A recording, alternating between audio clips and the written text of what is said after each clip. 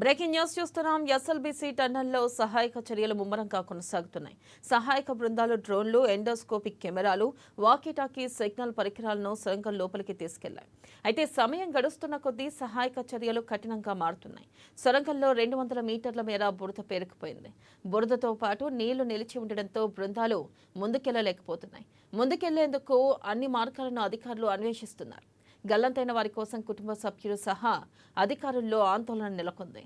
ఇక మరోవైపు సొరంగంలో చిక్కుకున్న వారి కుటుంబ సభ్యులు ఘటనా స్థలికి చేరుకుంటున్నారు.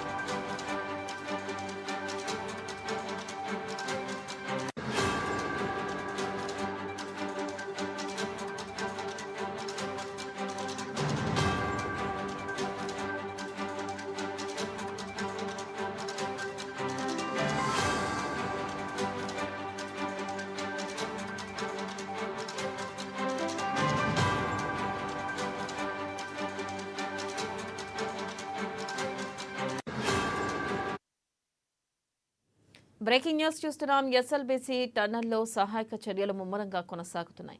సహాయక బృందాలు డ్రోన్లు, ఎండోస్కోపిక్ కెమెరాలు, వాకీటాకీ సిగ్నల్ పరికరాలను సొరంగం లోపలికి తీసుకెళ్లాయి. సమయం గడుస్తున్న కొద్దీ సహాయక చర్యలు కఠినంగా మారుతున్నాయి.